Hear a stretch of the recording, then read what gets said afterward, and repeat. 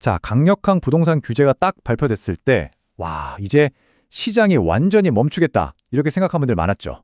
근데 정말 그랬을까요? 오늘 이 시간에는요, 규제가 시장을 멈춘 게 아니라 오히려 완전히 새로운 지도를 그리고 있다는 걸 보여드릴게요. 자, 한번 깊이 들어가 보시죠. 네, 바로 이 한 문장이 지금 상황을 가장 정확하게 보여주는 것 같아요. 시장이 죽은 게 아니라는 거죠. 완전히 다른 규칙, 다른 흐름으로 재편되고 있을 뿐입니다. 그렇다면 이 변화의 본질, 대체 뭘까요?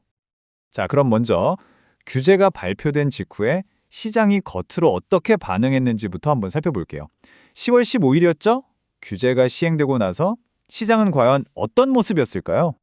규제가 시행되고 나서 딱 첫 일주일 동안 서울이랑 수도권 시장은 말 그대로 숨고르기에 들어갔어요. 사는 사람, 파는 사람 할 것 없이 전부 일단 좀 지켜보자 하는 그런 관망 모드로 들어간 거죠. 워낙 갑작스런 변화였으니까 다들 일단 멈춰서서 이게 지금 무슨 상황이지? 하고 파악하려 했던 거예요. 규제로 묶인 지역들 반응 예상대로였습니다. 매수 문의는 뚝 끊기고 거래는 그냥 꽁꽁 얼어붙었죠. 그런데 여기서 아주 흥미로운 반전이 생깁니다. 다들 이제 가격 폭락하겠네 생각했는데 웬걸요? 파는 사람들이 매물을 싹 걷어들인 거예요. 속으로 이런 생각을 한 거죠. 아니, 내가 지금 이걸 왜 굳이 싸게 팔아? 내년이면 입주 물량도 줄고 금리도 내릴 수 있는데 결국 이 희소성이라는 아주 강력한 방패가 가격이 뚝 떨어지는 걸 막아선 셈입니다. 하지만 이 숨고르기는요, 시장의 딱 절반만 보여주는 거였어요. 물밑에서는 정말 거대한 균열이 일어나고 있었거든요. 시장이 완전히 두 개로 쫙 쪼개지기 시작한 겁니다. 네, 바로 이 화면이 모든 걸 설명해 줍니다. 규제 지역이 이렇게 얼어붙는 동안 그 돈들이 다 어디로 갔을까요?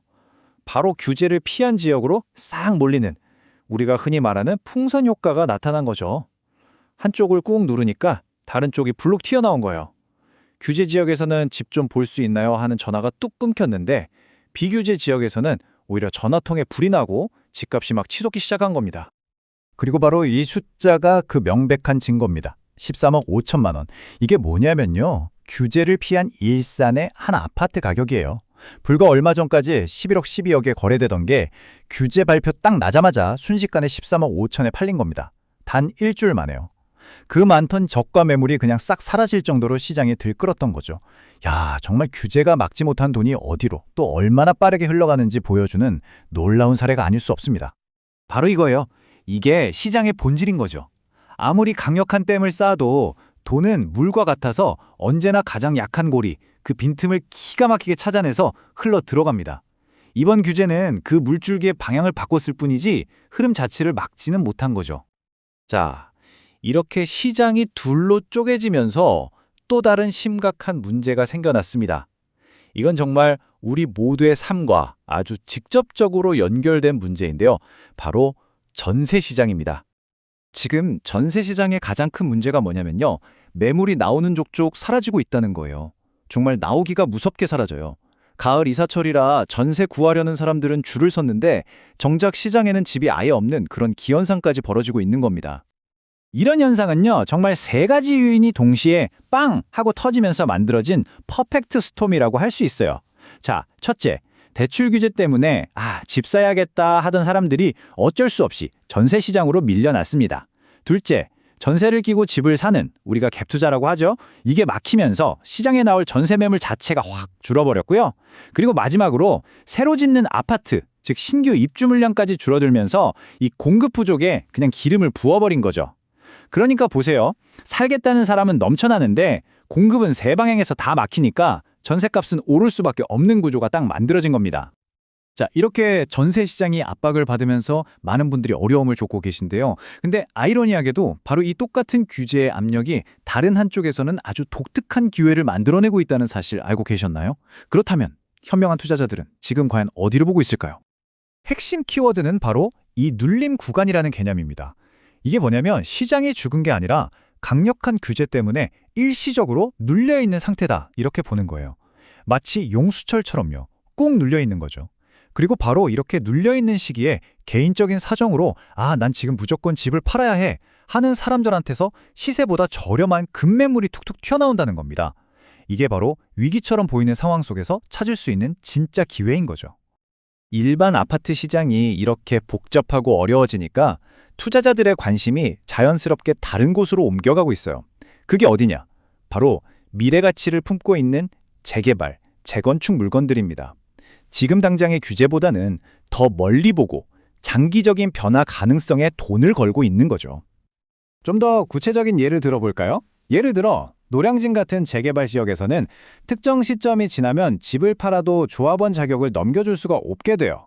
그럼 그 전에 팔아야만 하는 급한 매물이 나올 수 있겠죠? 목동이나 성산시형 같은 재건축 단지도 마찬가지예요. 조합이 만들어지기 전에 2년 실거주 같은 요건을 못 채운 집주인들이 이거 빨리 정리해야겠다 하고 내놓는 매물이 있을 수 있다는 거죠. 보세요. 바로 이런 복잡한 규제의 세부 조항들이 누군가에게는 골치 아픈 위기지만 이걸 아는 다른 누군가에게는 절호의 기회가 되는 겁니다. 자, 이제 슬슬 마무리를 해보겠습니다. 지금까지 말씀드린 이 모든 현상을 관통하는 가장 중요한 핵심, 그게 뭘까요? 그건 바로 변화를 어떻게 바라보느냐 하는 관점의 문제입니다. 어쩌면 오늘 내용 중에 가장 중요한 문장일 수 있습니다. 똑같은 규제를 보고도 어떤 사람은 큰일 났다, 악재라고 말하면서 몸을 사리고요. 다른 어떤 사람은 이거다 하면서 기회를 보고 움직입니다.